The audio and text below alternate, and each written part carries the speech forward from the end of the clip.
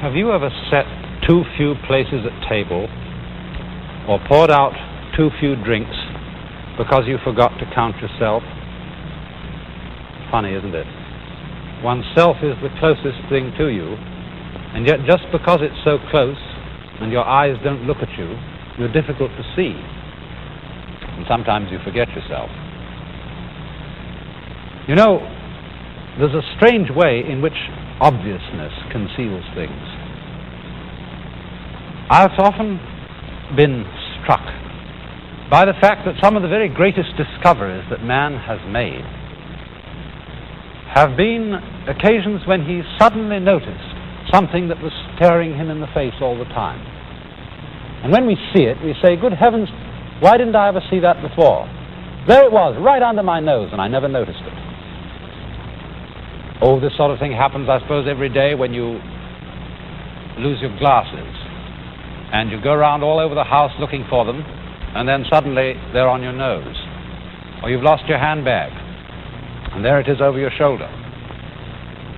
There's an old story about an Indian king who one day woke up in the morning and turned to his bedside and looked at himself in the mirror. He had a mirror like this. You know, these old bronze mirrors, which used to be polished on one side and then had a design of some kind on the other. And here he was with the mirror beside his bed, and he was kind of bleary-eyed in the morning, and he picked it up and looked into the wrong side. And he said, "Where's my head? I've lost it." And he summoned all his attendants and started running around all over his apartment looking for his head. And when the attendants arrived, they said, "But Your Majesty, O King, live forever. It's still on your shoulders. You looked in the wrong side of the mirror." And that story is told as an illustration of what is, after all, the greatest theme of Indian philosophy: the recollection or remembering of something that mankind as a whole seems to have forgotten. I was talking a moment ago about great discoveries of benefit to the human race, how there are things that might have been obvious all the time. Supposing there was a very greatest discovery, something that would really set the heart of man at peace, and it's the most obvious thing there is, and nobody is noticing it at all. What might it be? Well, when in Indian philosophy it is said that the objective of the whole thing is remembering or recollecting something that has been forgotten, what is that? It means remembering who or what we really are. Well, of course, if we say, well, who am I? We say, well, I'm a person. Well, what is a person? Here is a person. A person is originally an actor's mask, whether for an ordinary dramatic performance or a ritual performance. And in the Greco-Roman world, these masks were called persona. For the word persona means that through which there comes sound. And those old masks, as they were made for the Greco-Roman stage, had mouthpieces that were shaped like a megaphone, rather wide mouths. And so, because those mouths emphasized the sound, persona became the name for a mask. And this use of the word still survives when you look in the title pages of a play and you see a list called Dramatis Personae, the persons of the drama. Because this was originally a list of the masks that the actors were going to wear. And so isn't it strange that the word person, which originally meant a mask, has come to mean what we really and truly feel ourselves to be. And this is perhaps a very, very significant confusion. For after all, what one is as a person, that is to say as a mask, as a part in a play, is what we nowadays call one's role. And we are such, aren't we, that we very much depend for our personal security and our social security. We very much tend to fix upon and identify ourselves with certain roles.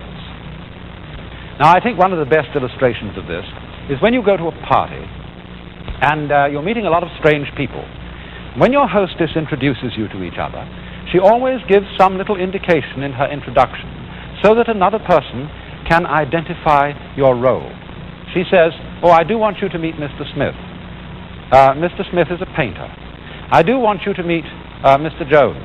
Mr. Jones is a banker." And so Mr. Smith and Mr. Jones know who they are.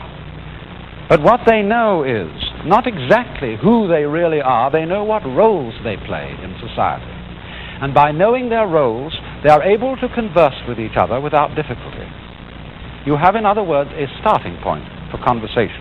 Oh, it may be something so trivial. Oh, I do want you to meet Mrs. Dokes because she comes from your home state. And then immediately the conversation can begin quite easily, talking about one's hometown or home state. And in this way, you know, you can talk with people without ever really meeting them. By identifying clearly with your role and playing your part, or I mean it may be some other part than banker or doctor or lawyer, it may be regular guy or buffoon or bohemian or whatever sort of role one identifies oneself with. By playing this part, you can completely conceal yourself from other people. You know, the only people who don't really need these role keys in meeting each other are children. A child has no embarrassment in going straight up to you and saying, "Oh, what a pretty face you have," or "Isn't that a funny nose you've got?" He can go right into conversation without having to meet your persona, your front, your mask. And that is, of course, why great philosophers and sages have always admired children and have in that respect tried to emulate them. So then, society encourages us, not only modern society but ancient societies, have encouraged the individual to identify himself with a consistent role and to play his part consistently. In other words, we all find that the moment in which we really make fools of ourselves, when something goes wrong, is when we act out of role. In other words, my role at the moment is being a speaker on television and talking to you. And I would be considered to flub the show if suddenly I acted out of role and did something that simply speakers don't do. And if I did this unintentionally, I would feel embarrassed because my role had slipped. Now, in Indian society, the roles that people play are what we now know as their castes. In old Indian society, there were 4 principal castes: the priests, the warriors and rulers, the merchants, and the laborers. Rather much as in medieval European society, there were lords spiritual, lords temporal, commons, and serfs. And then within each one of these caste groups, there were many subdivisions corresponding to the various vocations that people adopted.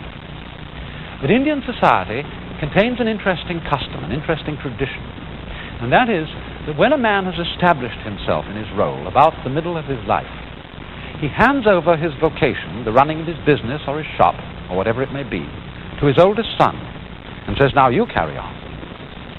And he, the man who gives up his job, or gives up his role, becomes what is called a forest dweller. He retires from active life. He changes his name, and he gives up his role. And this is done in the pursuit of what is called in Hindu philosophy liberation, or to use the technical term, moksha. And this means becoming a nobody. You give up your identifying role. You drop caste and become, as it were, no one. You, in other words, go to find the great question of all life. Who behind these masks, these parts I play in life, who am I really?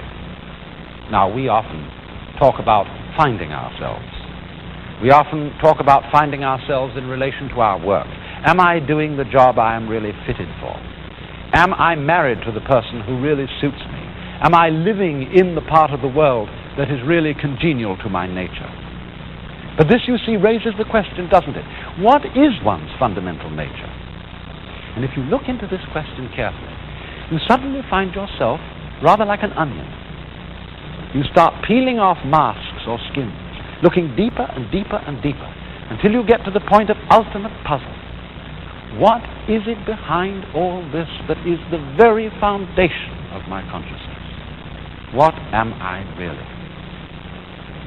And in Hindu philosophy, the answer to that question is always, behind all the many masks of the world, be they masks of men or masks of animals or plants or stars or mountains, there is one actor. There is the supreme self of the universe, which is called Brahman. Brahman, in its personal form Brahma, but Brahman is the name thus accorded to the one actor playing all the different personae or parts. And the deepest self in man, the one who is under all those onion skins, really us, is called Atman, meaning the self. And the great formula of Indian philosophy is Atman is Brahman. You are not really this role, this mask, whether it be the social mask or the mask of skin over one's body. What you are fundamentally is the Brahman. And so comes this formula which sums up the whole inner doctrine of Hinduism. Excuse me, I've started to write it the wrong way. We'll begin over here. Tat. That means that. Tvam, thou, asi, art. That thou art, or in ordinary English order, thou art that. The very word that in English is, I think, originally from this Sanskrit expression, tat. And this is, in a way, the best word that can be used for the underlying reality of the world. And perhaps I can try and explain to you why. Now, you know, when I was in my teens, I first became interested in this. And I very much fervently wanted to realize what it would be like to experience the whole world as a unity, and myself as being involved in that unity, of being it, of being the one self which is all. And at first I thought, well, I suppose this is a state of consciousness which, if one realized it, all the distinctions and outlines of things would disappear. And the whole world would kind of go blah into a great sea of cosmic jello like this. Or else, I thought perhaps that it wouldn't be quite like that, but maybe everything would become suffused with a kind of omnipresent interior light, something like this. And but I couldn't make it happen that way. And you know, it was strange. There was one thing in my experience, I was living in London in those days, which really stuck in my craw. One thing that I just couldn't make disappear into this jello or this infinite continuum of the one ultimate reality, the true self behind everything. And that happened to be a London taxi cab. I wonder if you've ever seen a London taxi cab. They used to look like this.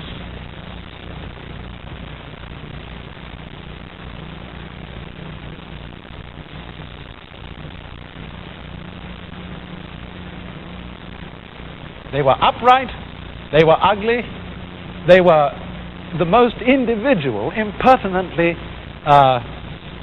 definite things you could imagine. And I could not make these silly gadgets, which I saw all around me, disappear into the one. And suddenly it dawned on me one day that to see the unity behind life, things don't have to merge into jello. They don't have to become suffused within a light. I saw it with that taxicab. I saw that taxicab, by being the very upright, impertinent, stupid-looking thing that it is, precisely as taxicab, it manifested the one underlying reality. In other words, this is not a question of imposing upon the world of differences some abstract conception of unity in your mind. You don't have to go around saying to yourself, now, don't get fussed, don't be disturbed, be at peace, all things are fundamentally one. You don't have to do that at all. You have to see the secret, that it's the very differences of things, the very individuality of things, their prickly personal reality that manifests, that shouts out, that advertises the underlying unity. You remember perhaps that in a previous program I was talking to you about the contrast of figure and background. And we saw what happened to my figure when the background disappeared. And we were getting from that the idea that it's precisely the difference between the figure and the background that makes us able to see both the background and the figure. There is, in other words, a hidden unity underlying these contrasts. And so then, it is through seeing the fact that the differences themselves are the unity that we come to an inward, clear realization of, after all, the thing that we've forgotten.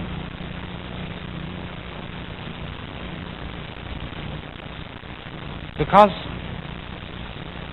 going about our everyday tasks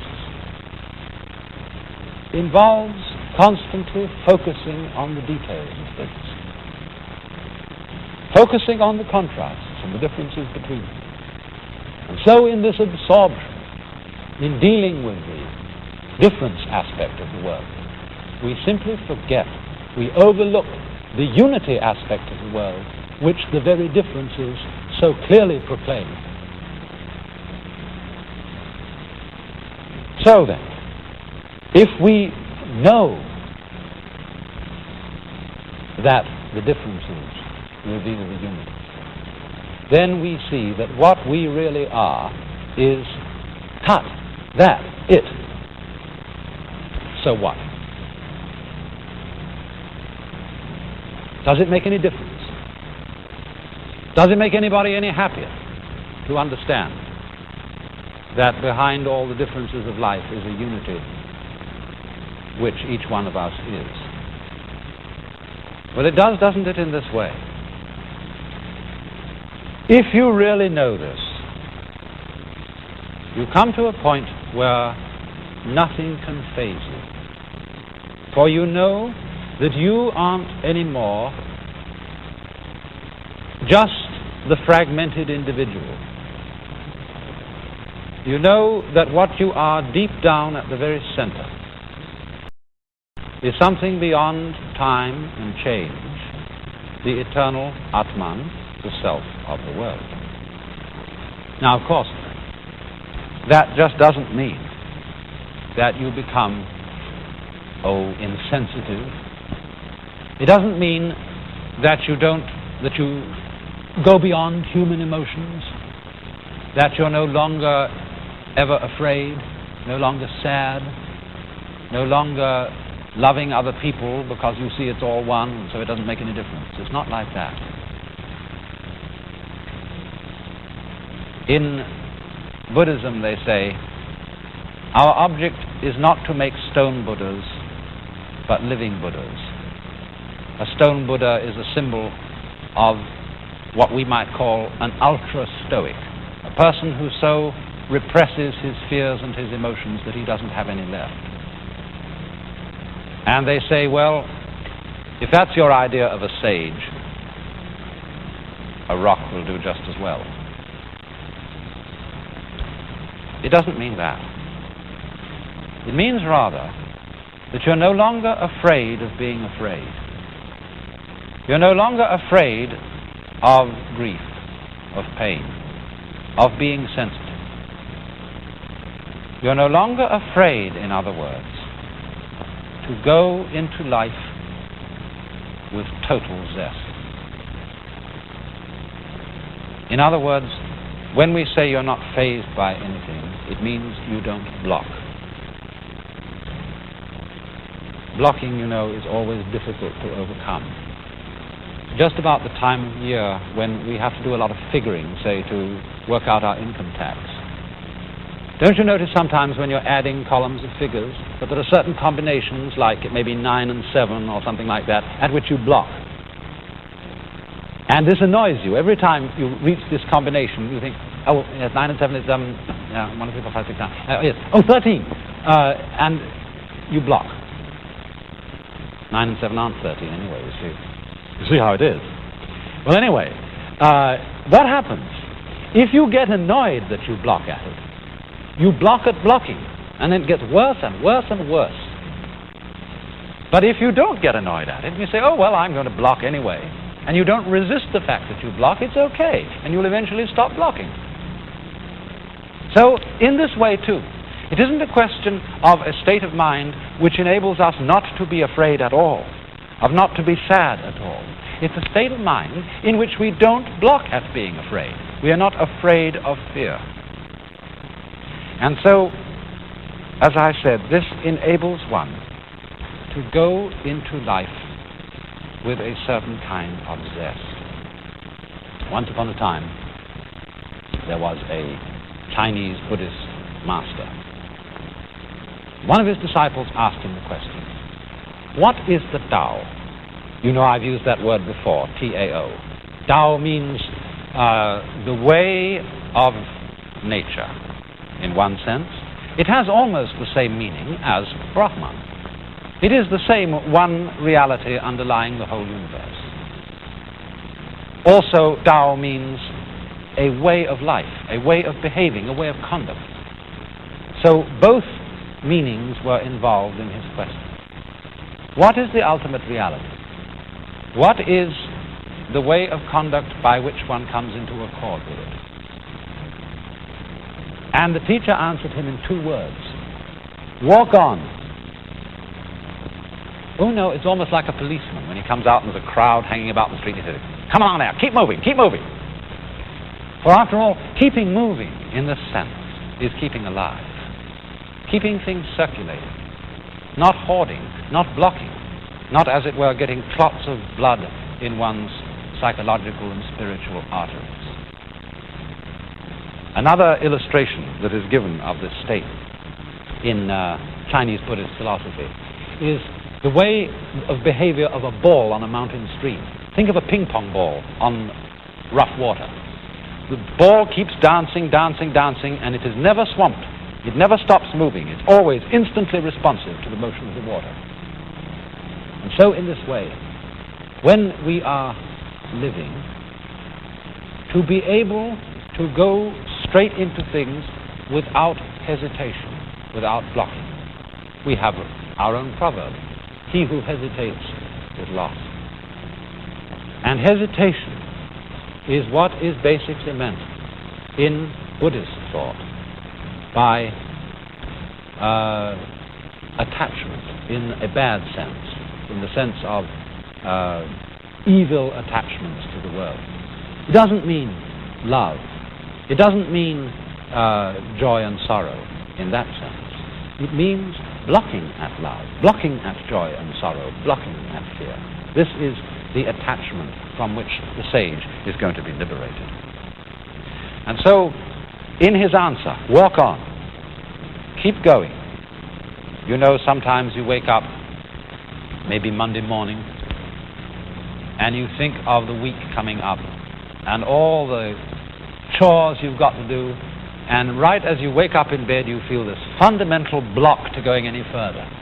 You think, oh, I wish time wouldn't go on. I'd just like to lie here and let it stop. I don't want to face it. The longer you lie that way, the more and more difficult it becomes to wake up. And, you know, the answer that's given to us over and over again is just get up. Don't think about it. Move. Walk on. For the moment one moves into it, the problem becomes simple. It's only when you stop to think about it that it's difficult. I referred in a previous program to that astonishing gentleman Bodhidharma, the sage who's supposed to have been one of the people who introduced Buddhism from India into China. Let's look at a picture of Bodhidharma again. Here he is in rather an odd form. You can see him there looking like a kind of a roly-poly, and here he is rolling around various positions, and at the top it says Jinsei Nana Korobi Yaoki, which means 7 times down, 8 times up, such is life. And here he is, the doll that can never be phased, because he's not afraid of yielding. Whichever way you knock him, he always comes up again. He goes down, he comes up. You can never defeat him. He doesn't block.